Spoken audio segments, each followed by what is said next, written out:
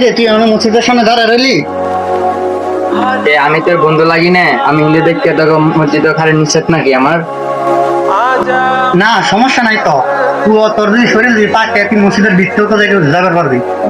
বন্ধু, হিন্দু আর মুসলমানের মধ্যে একটা পার্থক্য দেখলাম। আরে বেটা পার্থক্য তো থাকবোই, তোগো ধর্ম আলাদা আর আমগো ধর্ম আলাদা।